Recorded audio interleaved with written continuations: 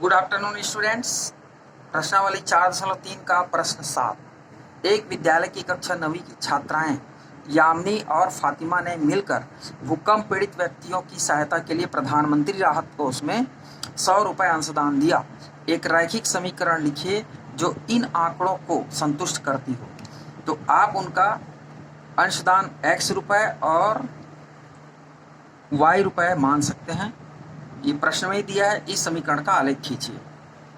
तो मान लेते हैं, माना कि यामिनी द्वारा x रुपये तथा फातिमा द्वारा y रुपये प्रधानमंत्री राहत कोष में जमा किया। दोनों मिलके कितना जमा करते हैं? 100 रुपये। तो x धन y बराबर क्या हो जाएगा? 100 रुपये, क्योंकि दोनों का कुल योगदान कितना है? 100 रुपये। तो y बराबर x का पक्षांतर कर देंगे तो 100 ऋण x। आलेख खींचने तो हमें कोई 2 पॉइंट चाहिए, तो x बराबर 0 ले लेंगे।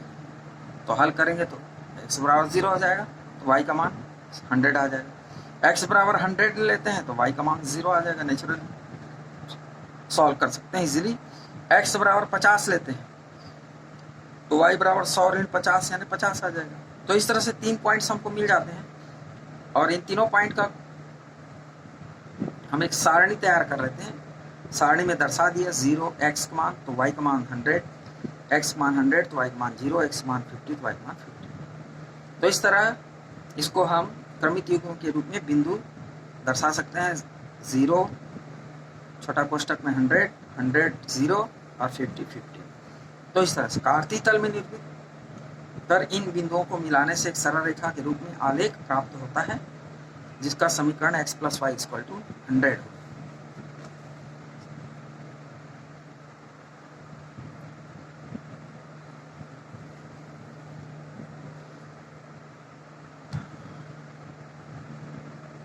अब इस तरह से हम पॉइंट्स को प्लॉट कर लेते हैं। 0 100, x में 0 y में 100, y में 0 x में 100। तो इस तरह से इन दोनों बिंदुओं को मिलाकर के सीधी सरल रेखा खींची जा सकती है। एक पॉइंट और है 50 50। तो 50 से हम सीधी सरल रेखा यहाँ पर से लंब डालेंगे, सीधी सरल रेखा मिल जाएगी। और इस तरह से भी हम जो पॉइंट मिलता है वहाँ से x अक्ष और y अक्ष पर लंब डाल देते हैं, तो जो कटान बिंदु हमें प्राप्त होती है इस तरह से, तो इसे ही हम पॉइंट्स के रूप में प्राप्त करते हैं। x अक्ष से लंबवत दूरी और y अक्ष से लंबवत दूरी, ये दोनों सरल रेखाएं जहाँ पर कटेंगी वही पॉइंट्स, ये हो जाएगा 50 50। प्रश्न 8। अमेरिका और कनाडा जैसे देशों में तापमान फ़ारेनहाइट में मापा जाता है, जबकि भारत जैसे देशों में तापमान सेल्सियस में मापा जाता है। यहाँ फ़ारेनहाइट को सेल्सियस में रूपांतरित करने वाला एक रैखिक समीकरण दिया गया है। F = 9/5 C + 32। पहला पॉइंट है इसका, सेल्सियस को x अक्ष में और फ़ारेनहाइट को y अक्ष में मानकर ऊपर दिए गए रैखिक समीकरण का आलेख खींचिए। यदि तापमान 30 अंश है तो फ़ारेनहाइट में तापमान क्या होगा? यदि तापमान 95 अंश है, 95 डिग्री है फ़ारेनहाइट है, तो सेल्सियस में तापमान क्या होगा? यदि तापमान 0 अंश है तो फ़ारेनहाइट में तापमान क्या होगा? ये सब प्रश्न दिए गए हैं। और यदि तापमान 0 डिग्री फ़ारेनहाइट है तो सेल्सियस में तापमान क्या होगा? पांचवा, क्या ऐसा भी कोई तापमान है जो फ़ारेनहाइट और सेल्सियस दोनों के लिए संख्यात्मक समान है? उसे ज्ञात कीजिए। प्रश्न को हम हल करते हैं तो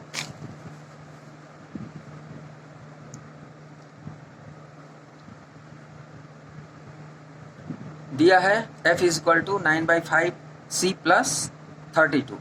अब C = -40 रख देंगे तो C = -45 रखने पर F बराबर 9/5 गुणित ऋण 40 धन 32। तो इसको हल करेंगे, 5 एकम 5 कट जाएगा और 5 अट्ठे 40। तो इस तरह से 9 अट्ठे 72 और ऋण में आएगा, क्योंकि 8 ऋणात्मक है और 9 धनात्मक है। ऋण गुणित धन क्या हो जाता है? ऋण 72 धन 32। इसका मान आ जाएगा -40 डिग्री।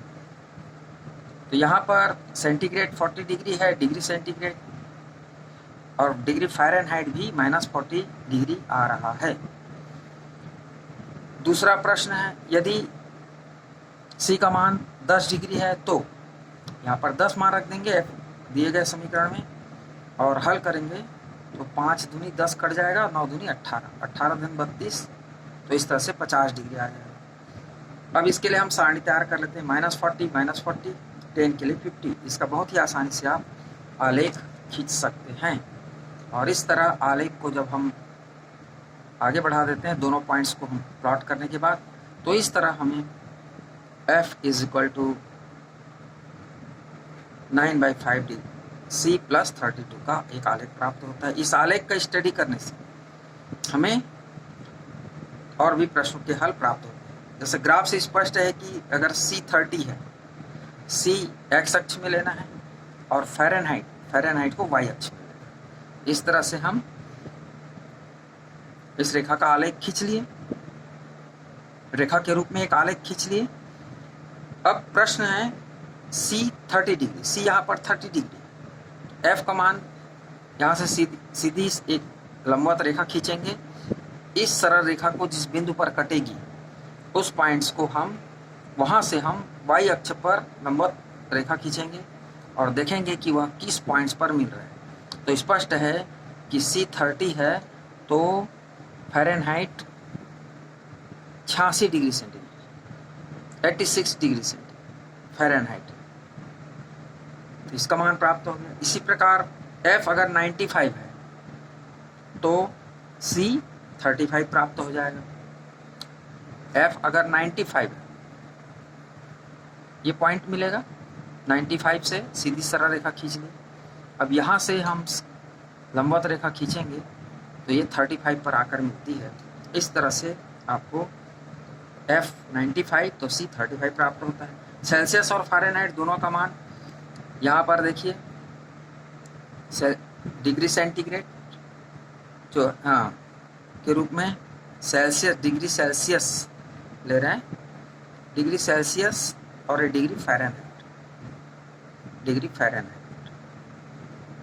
अब देख रहे हैं डिग्री सेल्सियस और डिग्री फ़ारेनहाइट कितना आ रहा है, यहाँ पर -40 है तो यहाँ पर भी -40 आ रहा है। तो ये दोनों मान इस प्रकार -40 डिग्री और -40 डिग्री सेल्सियस, -40 डिग्री फ़ारेनहाइट दोनों प्राप्त हो जाते हैं। Thank you.